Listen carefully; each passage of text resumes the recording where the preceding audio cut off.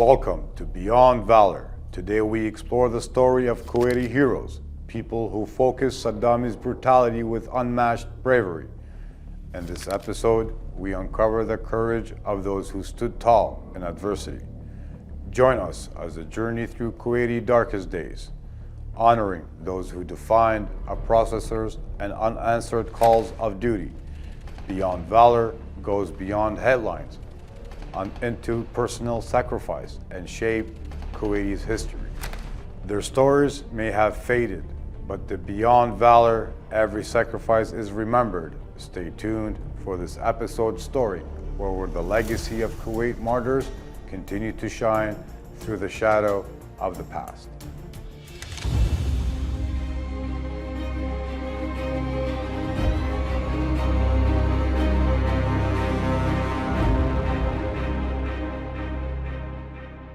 Now let's hear about Ahmad Qabazard, a remarkable individual who returned to Kuwaitis from Lebanon during the Saddami occupation.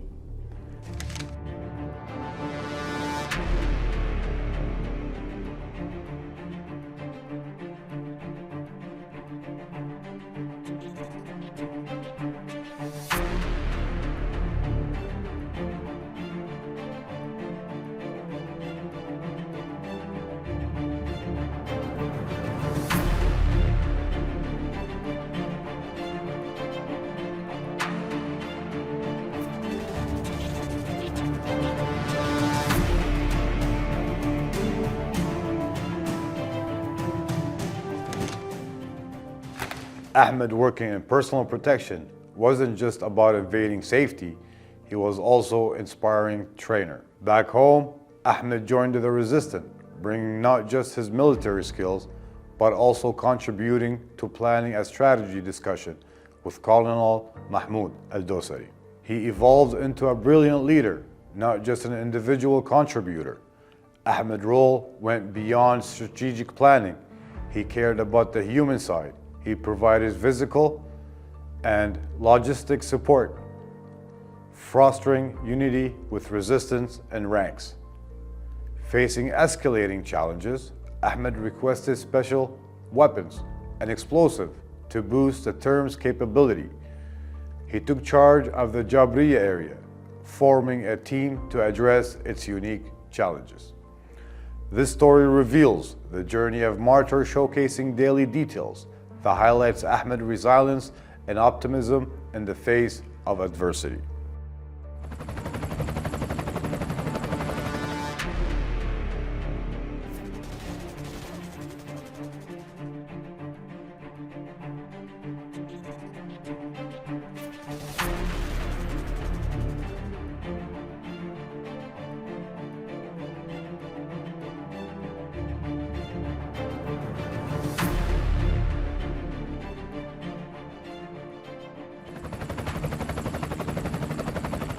As war clouds gathering over Kuwait, Ahmed, working for the Ministry of Interior, Personal Protection Department, faced a critical choice: surrendered to invaders or rests. Ahmed's journey started with his return from Lebanon to Bahrain, reuniting with his family, but the cause of his homeland grew stronger. Despite risks, Ahmed embarked on a perilous journey to join the resistance, leaving the loved ones behind. His determination to liberate Kuwait fueled every step. Back home, Ahmed teamed up with Major Hussam al-Gharabali, forming a covert cell guided by Colonel Mahmoud al-Dosari and Muhammad al-Faji.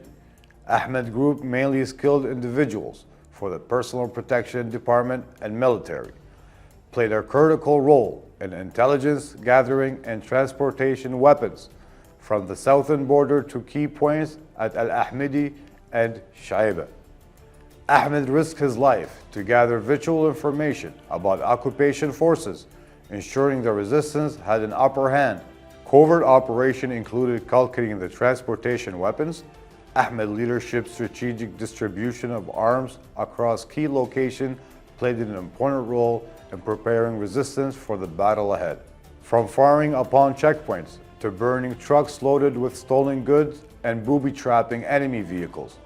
These were some of the daring operations Ahmed undertook and collaboration with comrades. All were bold response to the aggressive invasion. Ahmed did not confine himself as a concealed heroic act. He also participated in concealed operations, such as setting enemy tracks ablaze and booby-trapping their vehicles. His bold decisions came with careful tactics and precise planning. Throughout these operations, Ahmed displayed cunning and professionalism, harnessing his military skills to achieve resistant goals following these series of the event of accelerating adventure, painting an unforgettable picture of strong will and sacrifice. In Ahmad Qabazard's heroic story of resistance, challenges intensify, Kuwaiti fighters succeed, yet uncertainties linger, where enemy spies and flirting did cell-based strategy led to martyrdom and where lapse behind arrests. Ahmed embraced opportunities to resist, but risks were built in. Success did not shield from unpredictable struggles. Despite caution, arrest risks loomed. Ahmed believed in intensifying operations to force occupers out. Commander's warning prompted Ahmed to change residence. He stayed believing carefulness would protect him. On September 2nd, Saddami forces stormed Ahmed's home. Confronting erupted, leading to arrest and shattered security and fueled violence. As a soldier researched, Ahmed bore his love for the homeland, not justification or arrest, but the enemy persist. Question about ties with Colonel Muhammad al-Dosari. Ahmed endured torture. Patriotism was his driven force. Moved throughout Kuwait and Basra, torture in Mashatil prison. Ahmed remained loyal. His love from Kuwait fueled resilience. In the miserable prison, Ahmed's eyesight was taken due to the extreme torture. Silence and courage defined his endurance and bravery. Despite attempts, Martyr Ahmed refused to surrender. In challenges times, he encouraged comrades not to yield. Days passed, torture persisted. The martyr kept a strong spirit and unwavering silence, captivity who never surrounded. As the sun set, Ahmed's resilience, the forces in occupation claimed his release. Little did he know, the journey led to a fate sealed with unwavering patriotism.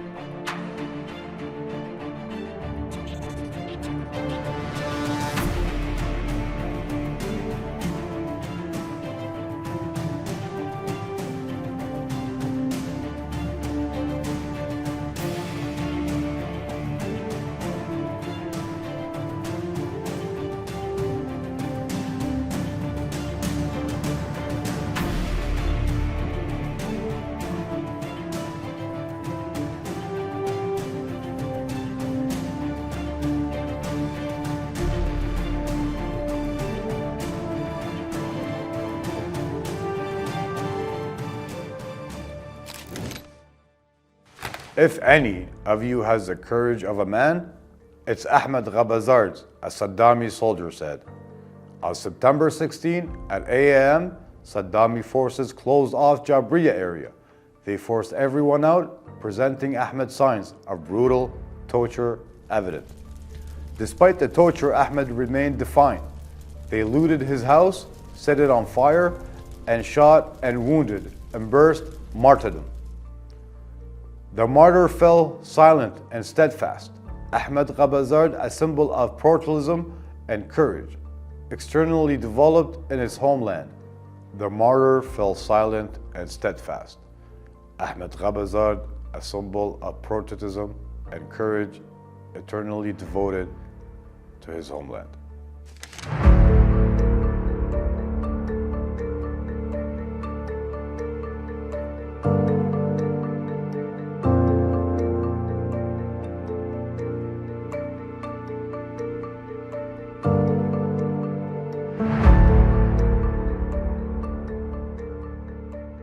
Let's dive into the Kuwaiti history, a tapestry of sacrifice, honor, and patriotism. Our journey with a true hero, the martyr Saffah AlMullah. His life stands on testament to courage, discipline, and unwavering dedication to his nation.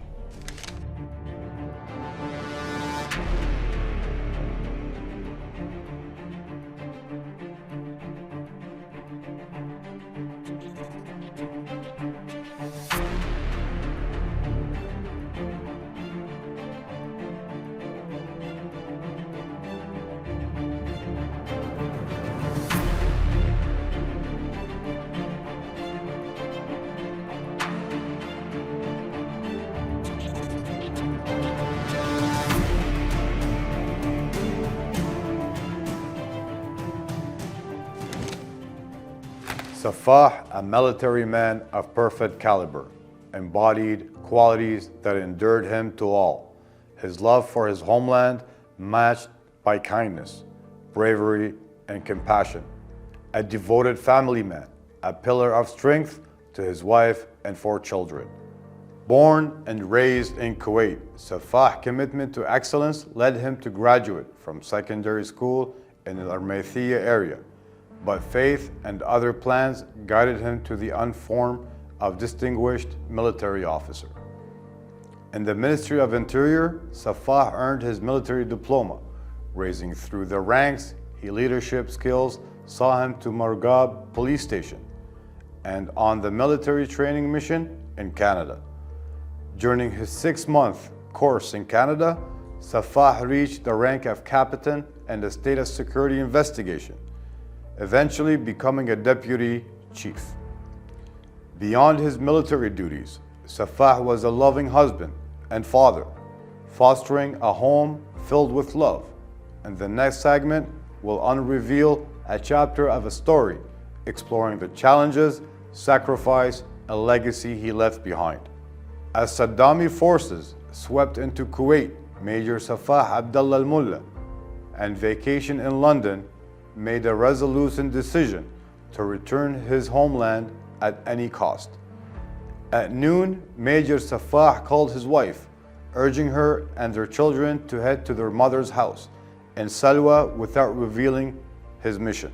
Originally planning to travel to US with his family, circumstances forced a change. On August 9, 1990, Major Saffah entered Kuwait through Saudi Arabia land borders, accompanied by friends Abdullah Al-Jiran, in a water tank truck loaded with weapons and cash.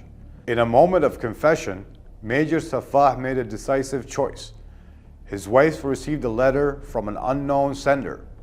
The martyr Saffah requested her immediate departure, concealing her identity. They claimed to have escaped Saddami forces tracking them due to an involvement in a booby trap car. They spent the night in her house before leaving in the morning. Major Saffah, a key leader in Kuwaiti resistance, played a critical role during the Saddami invasion. Operating with high-ranking leaders, they gathered the Yarmouk area, totaling around 70 men. Saffah and comrades moved between Yarmouk and Nuzha area, adopting new identity to escape from Saddami forces. Hunting resistant members, Saffah's name became Abu Bakr Uthman, spending minimal time at his family's home. Major Saffah and comrades contribute significantly through the intelligence work, collaborating with Kuwaiti leadership in Saudi Arabia.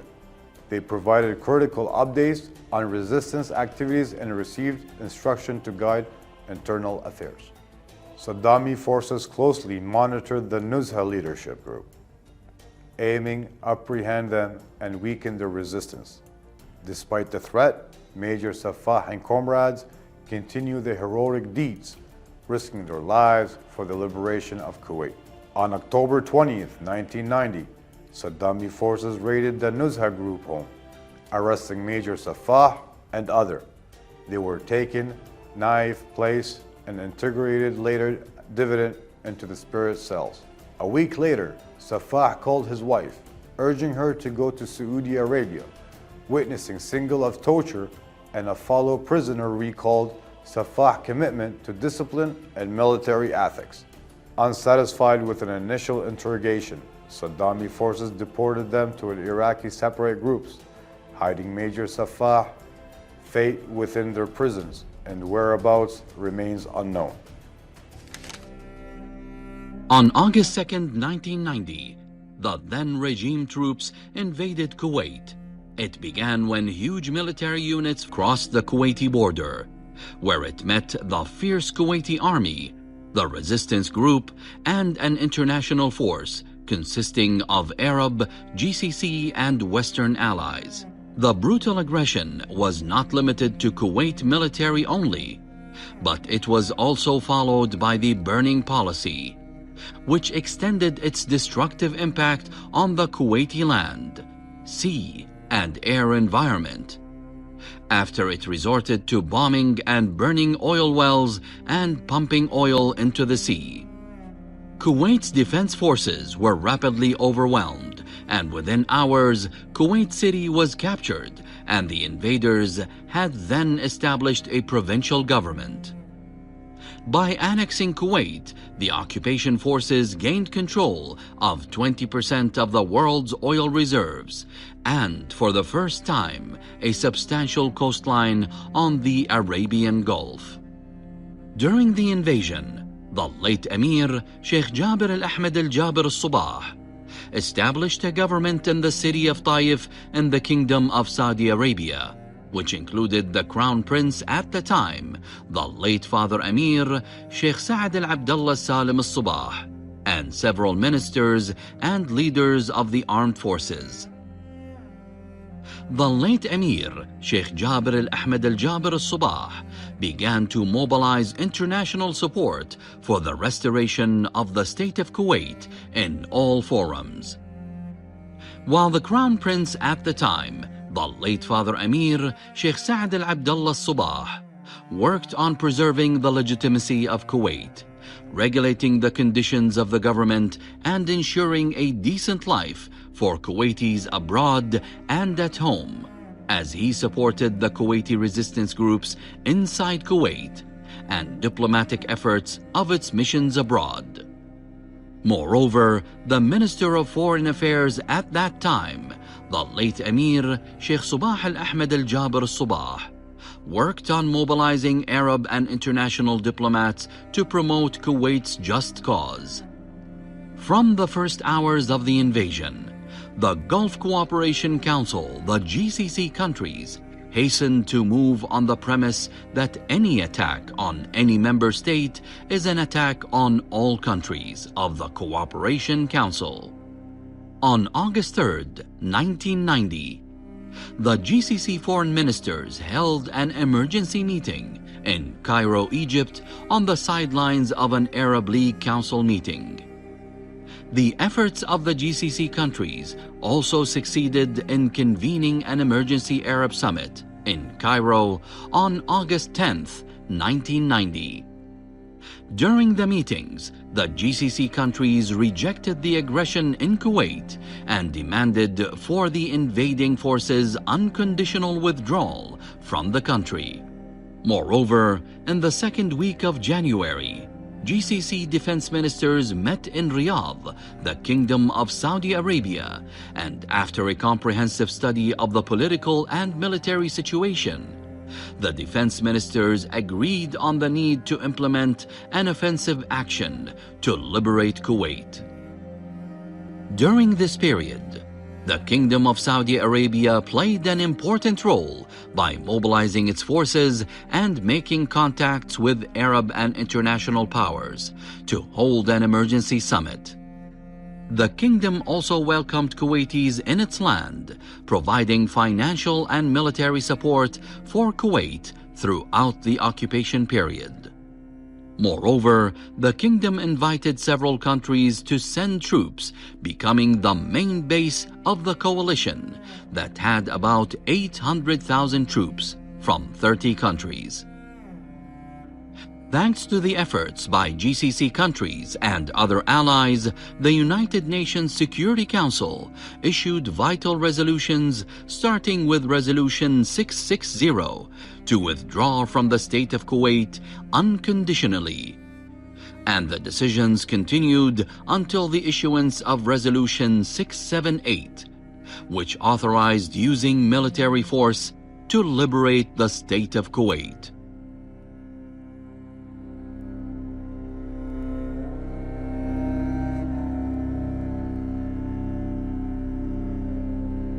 In the heart of Kuwait history, we bravery and sacrifice echo throughout time. We continue diving into the honorable stories of those who gave their all for the love of their homeland. Now our focus is on a brave martyr, Ghalia AlTerkeit.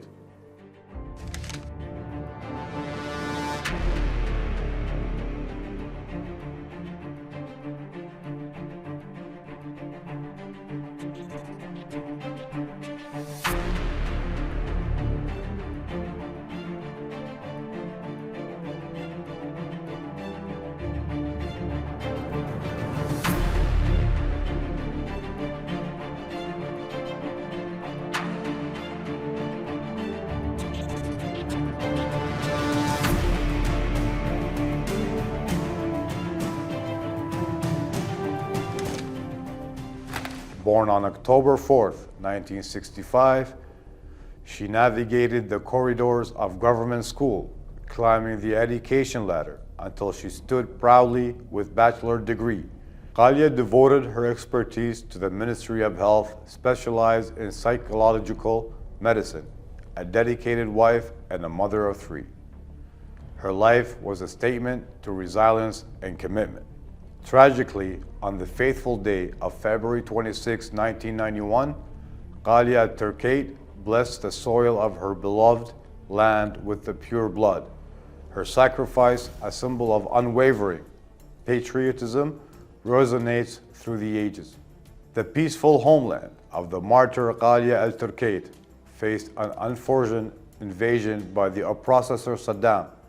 Witnessing Saddami aggression, violating borders, she found herself at her mother's house in Sabahiyya on the fateful night.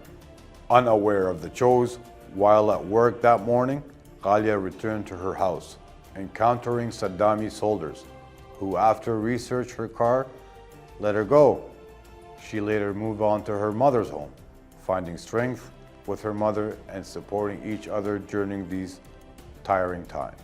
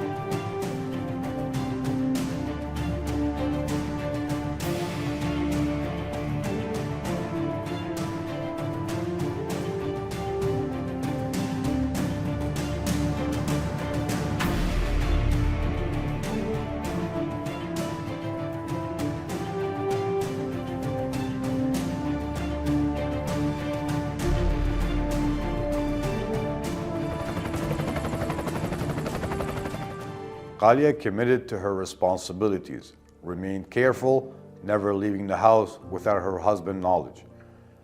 Actively involved in community efforts, she wrote pamphlets distributed by flags and participated in the neighborhood unity during Saddami occupation. On the night of Takbir, marking months since occupation, citizens prayed from deep inside for deliverance from the oppressor, and she was helping them by distributing bread to the needy. Her resilience, courage shone through as refused to leave Kuwait, becoming a symbol of sacrifice in the face of Saddam's invasion. On the day of liberation, February 26, 1991, Ghalia AlTerkeit's husband, witnessed the joyful withdrawal of Saddami forces. Excitement filled air as news spread. Ghalia's mother visited, requesting permission from Ghalia to leave her and the children. The family shined like a star, with a Kuwaiti flag headed Sabahiyya area to celebrate. As they crossed the grain bridge, they encountered Saddami soldiers. Gunfire erupted when the soldiers saw the Kuwaiti flags on their cars. Ghalia's mother shielded on her grandson during the shooting. When it stopped, Ghalia was found covered in her own blood. 3 young men recently helped take Ghalia to Adan's hospital, where she was confirmed dead. Despite the tragedy, Ghalia's mother's resilience in her faith expressed gratitude for her daughter's sacrifice. Ghalia was laid to rest in the Riga cemetery for martyr on February 27, 1991. Her sacrifice became a symbol of heroism for Kuwait.